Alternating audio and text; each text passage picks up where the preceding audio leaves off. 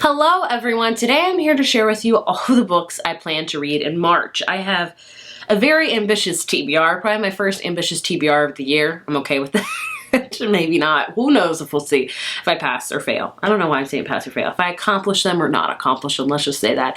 I also am participating in 2 readathons this month because I don't know. I've just really gotten my love back for readathons and I like to low-key participate in them where I'm not like really reaching for the moon with them, but I like participating in them and I like vlogging them, even though I think they're boring. You guys seem to like my vlogs. Let me know what you want in my vlogs or not. I like doing them, even though I think they're lame. Anyway, so what I'm gonna do in this video is tell you what books I'm planning to read outside of the 2 readathons I participate in and let you know what books I'm reading for the 2 readathons I am going in. So I am reading only 3 books outside of the readathon because I think I'm reading a lot for both of them, so I don't know. The first one is House of Blood and Earth, or Crescent City by Sarah J. Maas.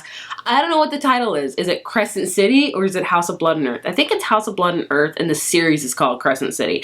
This book is big. I don't know how many pages it is, honestly, because I don't have it quite yet because I am filming this before March. The book is 816 pages, so that's a big book. It's an adult fantasy book. I don't know anything about it, really. I don't. And I don't really need to know. Sarah J. Maas books, I like them. I know it's controversial.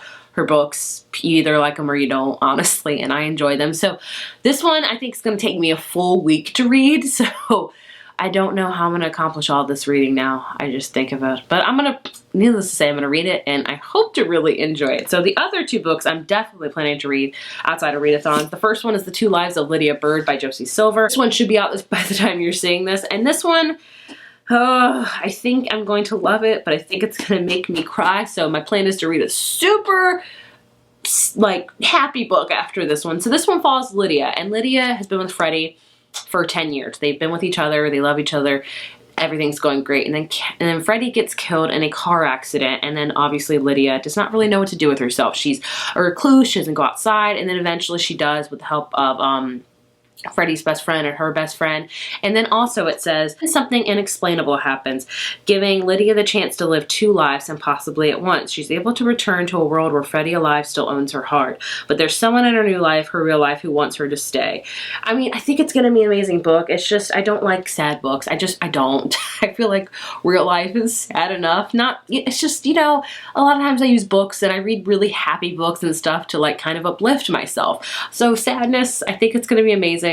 But this is gonna make me sob a lot. And last book I want to read for sure is Moment of Truth by Casey West. This is a YA contemporary, so I'll probably read this right after this one because Casey West has those sugary sweet YA books that I just eat up. I don't love them all, but I do enjoy them all. So this one is about a girl named Hadley, and I don't know about this.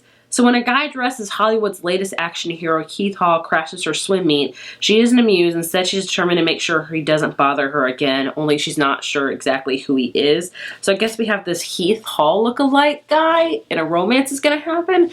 I don't know. With Casey West books, I can expect a sugary sweet time, which is exactly what I'll need after finishing this devastating sad book. So the 2 readathons I'll be participating in this month are the Backlist Readathon, which takes place from March 9th to 15th, and also the Springintoreadingathon, which takes place March 19th through the 29th. So yeah, we have 2 readathons, and I'm low-key participating in them. Like, if I don't accomplish all the books in them, I'm okay with that. I just wanted to really join in because I thought they were both interesting readathons.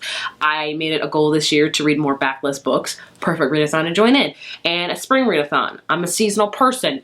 Why not join in? So I'll leave all the links down below for all of them. The Backlist Readathon is a brand new one. Chandler's running it. Zoe's running it. A couple other lovely ladies are running it. And then the Springintoreadingathon, I know Allie from Hardback Quarters running it, as well as another girl. I can't remember her name. I'm so sorry, but I think I'm running a few sprints for that actually on Twitter. So yeah, let's go into the Backlist one because that one's first. Like I said, it's from March 9th to the 15th. There are challenges. So the first challenge is your shortest backlist title. For is Things My Son Needs to Know About the World by Frederick Bachman. So this one is very short. It's only 190 pages, and it's not even like fully all the pages. So this is just a kind of nonfiction book, if you will. It's about Frederick Bachman provides his newborn son with the perspectives and tools he'll need to make his way in the world. I've heard it's funny and it's sad too, and I love Frederick Bachman books. I have a son as well, so I'm sure I'll love this book. I think I'm gonna underline it. I think I'm gonna write in it because I think I'm gonna want to save it for him when he's older, and if he's interested in reading it, I think that would just be a great, like, token, I don't know, book to pass down upon him. So that's a book I'm reading for that one. The next challenge is a backlist book that intimidates you the most. And for that one, that's right, friends, I'm gonna read Little Woman. I have been meaning to read this for forever. And then the movie came out last year and everybody was gushing about the movie and people were reading Little Woman for the first time and loving it. So I'm like, I should probably do that. And my challenge this year is to read one classic, in particular, this one. This one intimidates me the most because, hello, it is very short though, but still, hello. And the next challenge is a backlist recommendation from someone else. I mean, Little Woman, everybody and their mother recommended it to me. The next challenge is a backlist title that you are excited for. For this one, I'm going with Happiness for Beginners by Catherine Center. Catherine Center is an adult kind of woman's fiction chick lit writer, whatever you want to call it. I've read 2 of her books before. You guys know I read one of her books, Thanks You Saving the Fire, last year. I loved it so much it made my top 10, and this is one of her older titles. She has a lot of them, but this one really intrigued me the most of the whole premise about it. It's about a woman named Helen, and she's 32 and divorced for a year, and it's time to pull herself together, so she decides to go for a wilderness survival course in Wyoming. And then she goes on it, and she will survive a summer blizzard, a group of sorority girls. Despite the hardships and indignities, the mountains bring their own wisdom to Helen's life. And I think she meets a guy along this, and it's more, a lot of people thought this is more survivally, but it's really more romance, which I'm okay with. So it's like kind of like survival with romance and like wilderness. So I think it's gonna be amazing. So I am most excited about this one. Like, I'm really excited to read it. And the next challenge is a backlist diverse title, and for that one I'm choosing A Girl Like Her by Talia Hibbert. I can also use this for a recommendation for someone else because Amy from Recorder Chronicles loves this. She gave it 5 stars.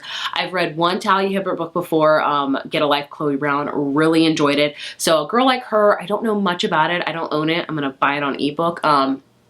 It's about a girl that's a comic designer, I believe, and she's kind of a recluse, and then she meets this guy who falls in love with her, and it's like really romantic, body positive, so I'm down for that, and I'm excited to read it. And the last challenge is a backlist title with blue on the cover. I have lots of those.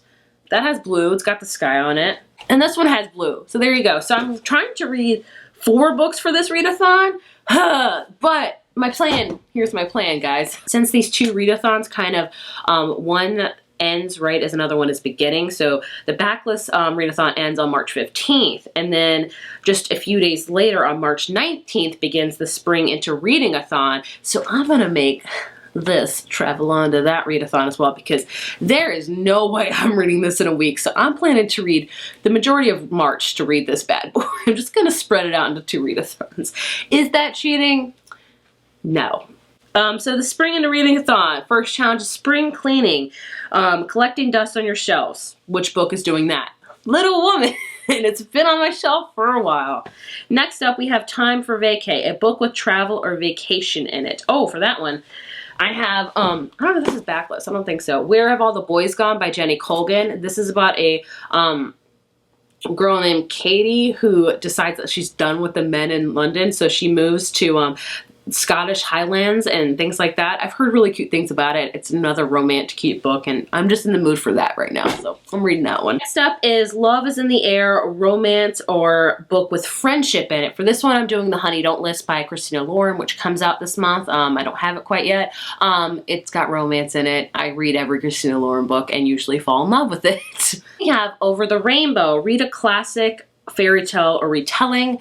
I'm kind of cheating on this one because I just went with the classic part of it, so Little Woman. Then we have Woman's March, strong female lead. Little Woman, all of them are strong females, so I'm really being I'm really stretching my limits with this readathon. And the last challenge is the Spring Book Bash, the group book, which is actually a book I've already read, if I'm being honest, by Emily Wibberley and Osmasiba Broca, which is right here. I've already read, like I said. I love it though, would highly recommend it. So yeah, I'm trying to read, how many books for this one? 1, 2, 3, I think. So yeah, I'm confident with the readathon. The only books that scare me this month are Little Woman and Crescent City. Those two are gonna take a lot of my time, but I'm really excited. I'm reading a lot of backlist books and things like that because I love reading new releases, but I really wanted to make an effort this year to read more backlist titles because I think those just don't get talked about a lot. Everybody talks about new releases and stuff, but yeah, I think this is a great idea for backlist and Spring into Readathon. I love spring. So yeah, those are all my ambitious TBR plans for March. Will I succeed or fail? Time will tell. Expect a few vlogs, and hopefully they'll be more entertaining than the last. I would love to hear if you're reading, I would love to hear what you're reading for March. Also, if you're participating in either of these readathons, let me know. Thank you guys so much for watching, and I will see you in my next video. Bye.